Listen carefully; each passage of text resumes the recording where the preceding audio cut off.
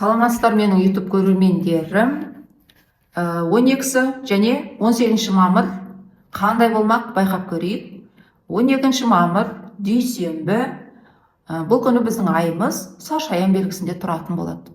Ай біреу ақ, ай барлығымызға ортақ, және осы күні біз барлығымыз шашаян секілді боламыз деген сөз. Өзгелердің шын ниетін байқау, не ойлап тұр, бір қалауымызды жүзеге асырмай тыныш таппаймыз, бір тергеушілер секілді. Әйтеуір бір кіші бір трансформация жүретін кезең болады.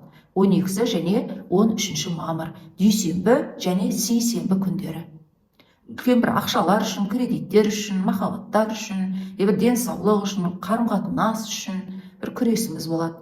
Немесе тіпті көліктерде абай болыңыздар, бір семья отбасыда, әулетте, туыстар арасында. Себебі осы күні қарай аспектісі де бар, бір түсініспей қалушылықтар. Тіпті осы 11 мамырдан басталған. Бір кішкене сіздің сөзіңізді басқаша түсінетін адамдар, немесе бір қолайсыз жағдайларға түсіп қалуымыз мүмкін. Және ай шашаян белгісінде болғанда, бұл біздің бір қалауларымыз жүзеге асатын кезең. Сондықтан да бір үлкен сатып алулар болады, көптен күткен бір шығам деген жарыңызға шығасыз, бір армандарыңыз орындалады, үлкен бір құштарлықтарды өткересіздер, бір көптен күткен жоспарлы бір хирургиялық операциялар болады. Және сонымен қатар өзгенің бір алдында мен сыйлымын ба, мен сүйіктімін бе, немесе менің жұмысым қандай, менің тұратын үйім қандай, менің өмір сүретін өзіме қазіргі жағдайым өзіме ұнай ма деген секілді өзіңізге бір сұрақтарда қоятын, бір кіші бір трансформация болатын кезең. Және 13 мамыр сейсенбі күні, әсіресе мына түске дейін Сатурн ғаламшарының, жауапкершілік ғаламшарының жаңадан басталады. Осы аспекті 13-не болады, кешке дейін. Бұл нені білдіреді? Бұл бір мемлекеттік инстанцияларға бір құжаттар тапсырсаңыздар, сол жерлерден бір хабар келеді, немесе сіз өзіңіз сонда бір қағаздар, құжаттармен жүгіруіңіз мүмкін, немесе бір тест экзамендер деген секілді, немесе бір абыройлы бір адамдармен кездесу, келіссөздер болу, немесе ата-аналарыңызбен жүздесу, жас үлкен адамдарға бір қайырымдылықпен айналысу, бір ауырып жатқан адамдарыңыздың халін білу. Бұл кейде тіпті денсаулықтарыңыздың бір сыр беріп, басыңыздың бір сырқырауы, бір вирустық бір ауруларды жұқтырып алуыңыз да мүмкін кейбір адамдар. Ал енді кейбір адамдарда бір кішкене депрессиялар болуы деген секілді жаныңыздың бір жауапкершілікті бір сезіну, осындай бір аспекті болады. Немесе бір психологтерге бару, бір сондай бір жаңағы өзгелерге қызмет көрсету салаларына байланысты бір оқиғалар осындай аспектін көрсетеді. 13-не түстен соң біздің айымыз енді мерген белгісіне өтеді. Мен үнемі видеоларында түсіндіріп айтып отырамын. Әр 2,5 күнде ай өзінің орнын ауыстырады. Өте жылдам қимылдайтын ай негізінде. Себебі астрологияда барлық нәрсе ғаламшарларменен есептелінген ғой. Ай қайда, бүкіл жер бетінде адамдар, халықтың көңіл күйі сонда. Міне, түстен соң айымыз мерген белгісіне өтеді. Енді біз барлығымыз бір мерген белгісіне айналамыз. Көңіл күйіміз өте көтеріңкі болады, баладай бір секіріп, қуаныш бір бойымызды кернеп тұрады. Бір сатып алулар жасағымыз келеді, бір көп ақша жаратқымыз келеді, әдемі бір киімдерді кигіміз келеді, әдемі бір той салтанаттар немесе өткізетін, халықтың алдына шығатын, жұлдыздай жарқырайтын. Көбінде осы мерген белгісінде ай тұрған кезеңде болады негізінде. Той томалақ өткізетіндер, немесе жаңа бір суретпен қатысты, бір видеороликтер, немесе бір аккаунттар, бір интернетпен қатысты бір оқиғалар, әйтеуір бір жарқырап шығатын жерлер болса, нағыз бір сондай мамандықтағы адамдар сіздерге қатысты бір керемет күн болады деп айтуға болады. Ал енді әшейін жай ғана қарапайым адам болсақ та, онда үйімізде бір балаларымызбен уақыт өткізуіміз мүмкін, көңіліміз көтерілуі, үйімізге бір сатып алулар болады, немесе көптен бір сата алмай жүрген затымызды сатамыз, немесе бір күтіп жүрген бір адамымыз келіп көңіліміз көтеріледі, немесе үйімізде бір дастархан жаямыз, бір осындай кезең болады. 13-і түстен соң және 14-і және 15-і 2,5 күн бойы, себебі ай мерген белгісіне өтеді, от белгісіне. Енді бір орында отырғымыз келмейді, қимыл қозғалыс керек болады бізге.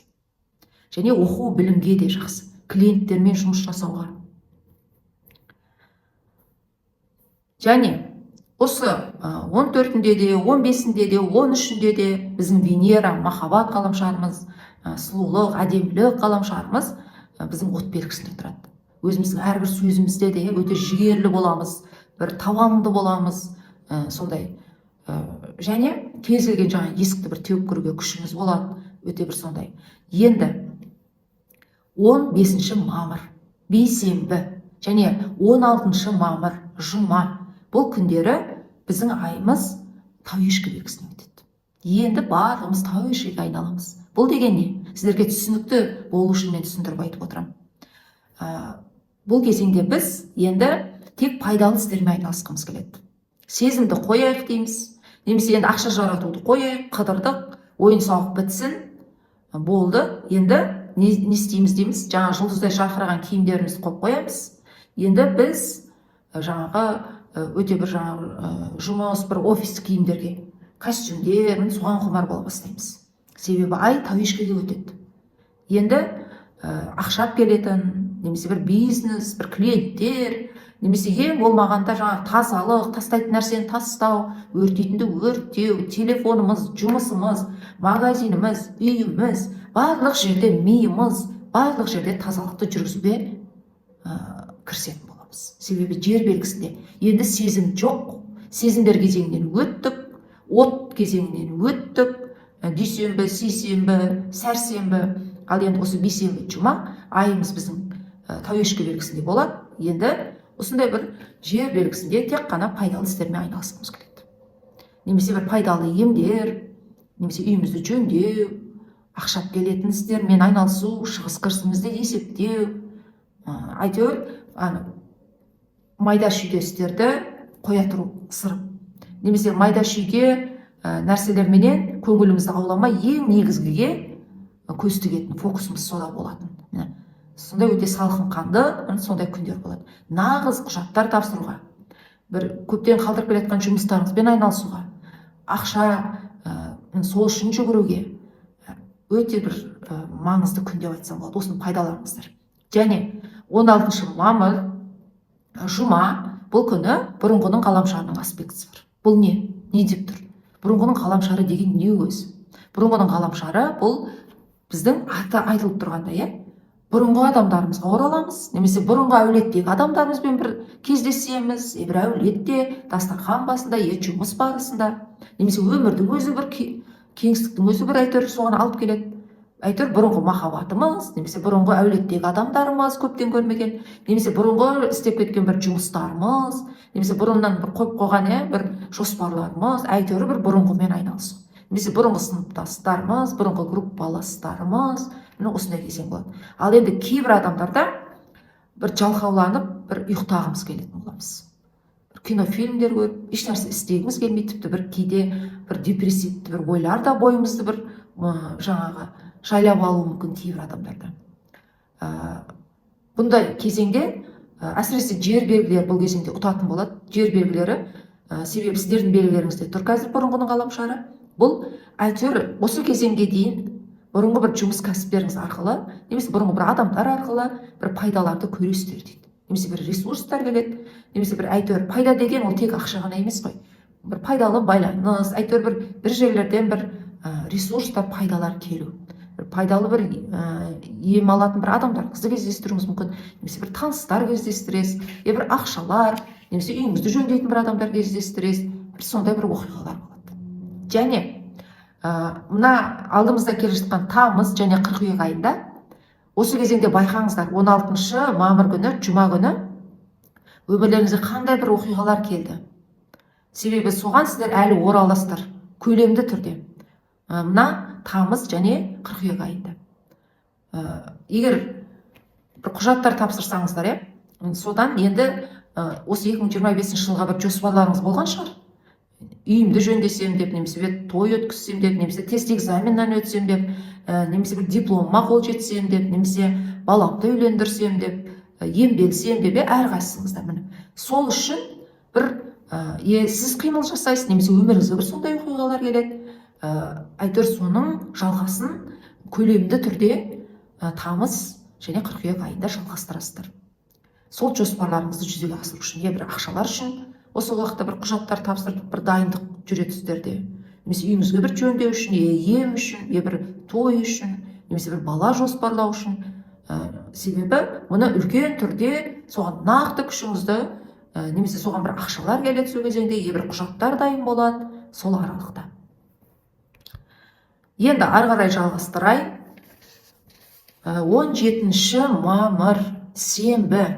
Бұл күні де әлі біздің айымыз тауешкі белгісінде тұрады.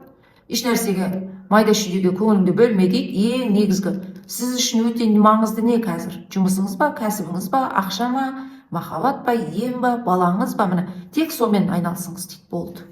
Сондай еш нәрсе көңіл бөлмейтін, ең негізгіге қимылдайтын кезең. Және осы сенбі күні 17 мамыр және 18 мамыр жексенбі күні осы екі күнде Уран аспектісі бар. Екі күн бойы жалғасып тұрады. Бұл не? Осы кезеңде бір ойларыңызға бір сап ете қалатын бір идеялар келуі мүмкін. Немесе инсайттар келуі мүмкін. Немесе бір түстер көресіздер. Немесе бір үйіңізде бірінен кейін бірі свет газдарыңыз өшіп қалуы мүмкін. Немесе жаңа бір қолыңызды тіліп алуыңыз мүмкін. Бір көліктеріңіз жүрмей қалуы мүмкін. Тосыннан бір жаңалықтар, звоноктар келуі. Немесе бір адамдарды кездестіріп қаласыз. Сол арқылы әйтеуір бір сізде бір жаңа идеялар келеді. Немесе бір жаңа ойлар келеді. Немесе бір жаңа бақыттарға бір өзіңіз байқамасаңыз да бір түп санаңызға бір сондай бір жаңалықтар енетін болады. Және Уран аспектісін дөп басып айту өте қиын. Бұл себебі әйтеуір сізді бір жаңашылдыққа апару. Сіздің өміріңізге бір жаңа дүниені алып келу. Ол жағымды жағынан алып келу мүмкін, сізді жағымсыз жағынан алып келу мүмкін. Бірден тосын бір жаңалықтар келу мүмкін өміріңізге. Немесе бір әлемнен естуіңіз мүмкін, бір көршілеріңізден, немесе туыстарыңыздан, немесе үйіңізде бір келеңсіз оқиғалар мүмкін, тіпті бір конфликті де болуы мүмкін. Ал енді бір адамдарда бірден жаңа сап ете қалатын, көп бір идеялар болып, бір клиенттеріңіз көбейеді, немесе бір миыңыздың жұмыс жасауы өте бір мықты, өзіңізді бір таңғалатындай, көп бір дүниелер, бір жаңалықтар енеді, немесе бір жаңа технологиялар сатып аласыздар, бір кәсіптеріңізді одан сайын бір дамыту үшін. Әйтеуір осындай бір оқиға болады. 17-сі, 18-і. Мұның екі жағы бар. Бір түсініспеушіліктер болуы мүмкін. Себебі Уран тұрған кезеңде күнге тура Уран ғаламшар тұрады. Күн белгісіне. Күн торпақта қазір. Ал қарсы бетте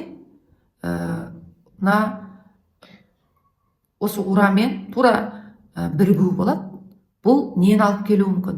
Егер де осы аралықта бір адамдармен келіспей қалушылық болып, бұл кейін қайтып орнына келеді десеңіздер, келмейді. Сондықтан оның ертең орны қалуы мүмкін. Осыдан абай болыңыздар. Егер бір жерлерді кессеңіздер, немесе бір нүктелер қойсаңыздар, одан соң өмірдің өзі, кеңістіктің өзі оны орнына алып келмейді.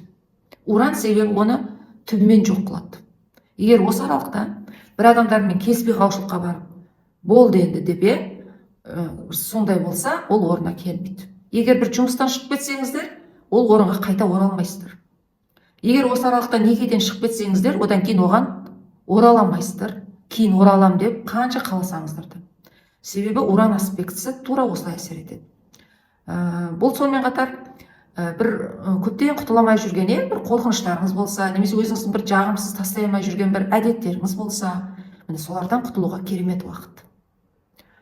Немесе көптен бір осы адамдармен өмірмен кетсе екен деп сізге бір күмәнмен қарайтын, немесе сізді бағаламайтын сондай адамдардан да құтылуға керемет уақыт.